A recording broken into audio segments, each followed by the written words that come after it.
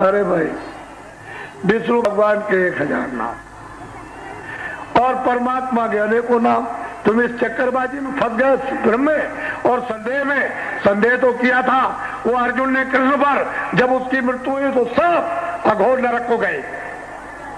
तो बताओ, आपने तो कृष्ण और राम देखे नहीं, तो बच्चों तुम्हारा क्या होगा? अरे वो समझाने हम आए कि जब राम कृष्ण नहीं आए थे तब भी भगवान था, जब ये लोग आए जब भी भगवान, और जब ये लोग सब चले गए अब भी भगवान, अब भी खुदा है।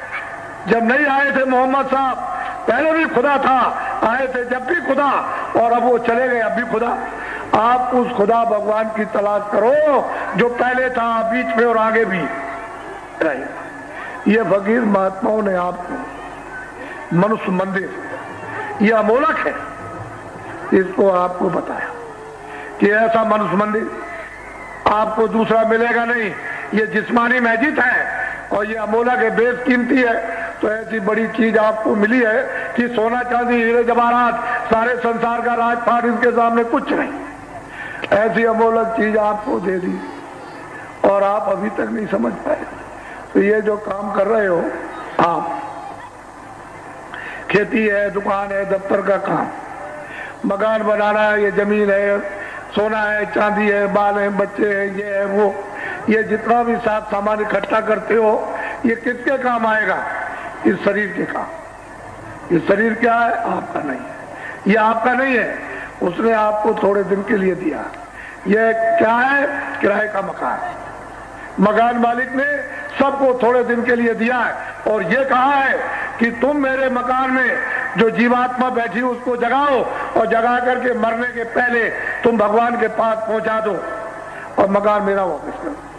मैंने तुमको शुद्ध साफ दिया तो तुमने तो ये बात कभी पूछी नहीं कि मकान कैसे मिला, किन अच्छे कामों से मिला, सज्जों को त्रेता द्वापर कितने बीत गए, उनका किया हुआ पुण्य जब जमा हो गया तो ये कभी किसी युग में जाकर ये मनुष्य शरीर मिलता, वो आपको दे दिया गया। तुम इसको समझते नहीं, ऐसे ही समझ रहे। तो ये किसके काम? शरीर के काम।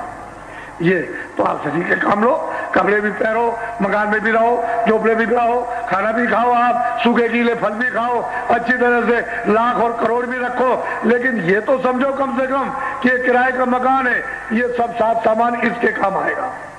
और जब समय पूरा हुआ तो फौरन एक वारंट काट दिया मकान मालिक ने कि जाओ मोहम्मद नूर हाकिम जी, और मतलब यह है कि नूर जहां, और ये रामवती और रमेश और नीलधर और नीला दीनानाथ, इनका वक्त पूरा हो गया, जाओ जल्दी से मकान खाली करा लो।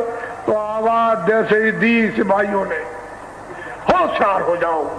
बात उतनी आवाज सुनी नहीं कि आंख अंधी कान बहरे और बुद्धि पागल, फट जमीन पर गिर जाओगे और सर से पहुंच जाएंगे, दबा लेंगे कि देखो मालिक का ये हुक्म हो गया, मकान अभी खाली कर दो। तो ना आपको बोलने देंगे, ना देखने देंगे, ना सुनने देंगे, ना समझने देंगे। सब देखना, सुनना, समझना, बोलना, ये सब आपका रखवा लेंगे। हिंदी, अंग्रेजी, उर्दू, संस्कृत, बच्चों की तरफ नहीं देख सकते हो, इसकी तरफ उसकी तरफ, मकान का 1 मिनट के अंदर मन को, बुद्धि को, चित्त को, प्राणों को और जीवात्मा को, रूह को जिस्म से, शरीर से निकाल बाहर। ये शरीर आपका, ये जिस्म आपका, ये पड़ा मिट्टी है, मुर्दा। ये सब सामान क्या था? मुर्दा था। ये पड़ा, ये खोल है, अरे पर्दा है, मिट्टी है, ये पड़ा हुआ, इसको क्या, ये इसके साथ नहीं, इसके साथ। तो आपने किसके लिए कमाया था? इसके लिए मेहनत तो इसके लिए की, वो ये पड़ा हुआ अब इसके साथ हो गए। तो जीवात्मा के साथ तो कुछ जाने वाला नहीं। तो आपको ये चाहिए था कि थोड़ा सा समय बचाकर, यानी 23 घंटे तो इसके लिए मेहनत करो और 1 घंटा यानी जीवात्मा के लिए थोड़ा धन कमा के रख लो। जीवात्मा का धन कमा के रखो, जब जाने लगो तो जीवात्मा की रक्षा, हिफाजत, संभाल, ताकि नरकों में 84 में जल में मरे नहीं।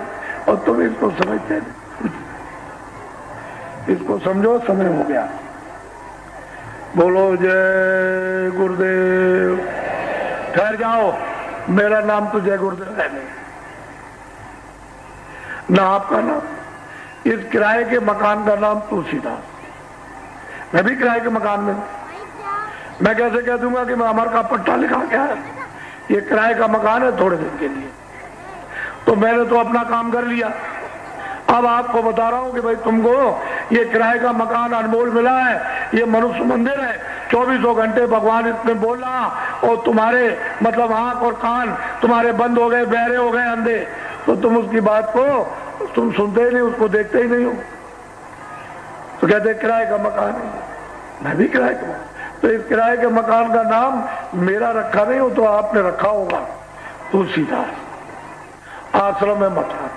मैं सारे हिंदुस्तान में जय गुरुदेव नाम का प्रचार करता हूं, और जय गुरुदेव नाम उस प्रभु का, उसका, उस प्रभु का नाम। तो आपको शंका करने की क्या जरूरत, क्यों करके बाबा जी का नाम, बाबा जी का नाम, बाबा जी का नाम नहीं है, उसके अनेकों नाम है। नाम सिद्ध किया जाएगा, सतयुग का हो, त्रेता का हो, द्वापर का हो, किसी भी शास्त्र में, किसी ग्रंथ में, किसी मजहब की किताब में लिखा हुआ, जब तक वो नाम सिद्ध और जगाया नहीं जाएगा तब तक वो किसी को, रूहों को लाभ और जीवात्माओं को कोई लाभ नहीं करेगा। वो तो महात्मा फकीर आते हैं, उसको जगाते हैं, सिद्ध करते हैं। जब नाम का आदेश मिल जाता है तो फिर जीवों को लाभकारी। ये मेरा नाम नहीं, आप लोग बोलो जय गुरुदेव, जय गुरुदेव, जय गुरुदेव। नाम किसका, जय गुरुदेव नाम किसका, सब लोग बोलो जय गुरुदेव नाम किसका। अरे भाई, हिंदू बोले परमात्मा का, मुसलमान बोले खुदा का, ईसाई बोले गांठ का, और सिख बोले गुरु का। इसमें क्या बोझा लादते, तुम्हारे ऊपर कोई थोपा थोड़ी जा रहा। अपने अपने शब्दों का प्रयोग कर लो, वो उसका नाम। इसको कौन का नकार सकता, कौन काट सकता है, इसको कोई नहीं कर सकता। इसलिए आप लोग बहुत गहराई से अपने सम्मेलन में, बोमजे तक सम्मेलन होने जा रहा, यानी 9, 10, 11 फरवरी को यहाँ काशी की गंगा रेती पर, जहाँ पर आपने उस 79 में आपने एक जग देखा और सुना, वो जग हुआ था, ऐसा जग हिंदुस्तान में कभी नहीं, आगे भी होने वाला नहीं। वो देखा आपने, और उसी जगह पर यह कार्यक्रम बूम ज्योतियों का होगा। और वहां पर आप देखिए कि क्या क्या होता है।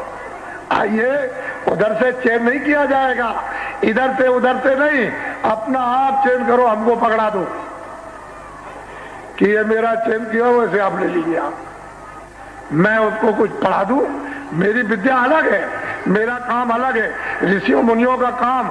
अरे भाई, विश्वामित्र को क्या मिला, उन्होंने कहा जाओ भेद बदल करके और ये काम कर दो, समझ गए। तब हम लोग ऋषि मुनि रो रहे और भगवान के भजन से, सदाचार से खत्म हो गए, तो मतलब ये चले गए भेद बदल के, वो यही टाट बोरा पहनते थे।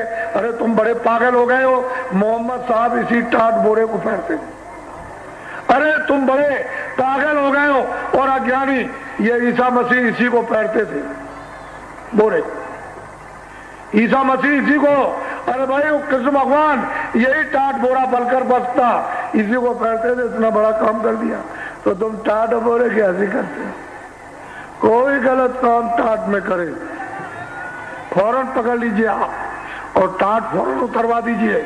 वो काम उसके लिए नहीं, फौरन, देर करने की जरूरत नहीं है। ये भूमज्योतियों को इजाजत है, कोई खराब काम करे, यानी भेष बदल करके कि टाट पहन करके, मतलब ये टाट उन लोगों को नहीं पहनाया गया, वो अच्छा काम, भेष बदल, मोटा काम, सीधा साधा। तो आपने तो ये समझा नहीं, विश्वामित्र ने तो कुछ लिया नहीं था, उन्होंने तो ऐसा मसाला तैयार कर दिया और तुमसे करा दिया और तुमको जगा दिया और दे दिया कि जाओ तुम मतलब धर्म की स्थापना कर दो, चरित्र की स्थापना करो, सुधार की, सबको शांति दे दो, सबको मतलब है खुशहाली दो।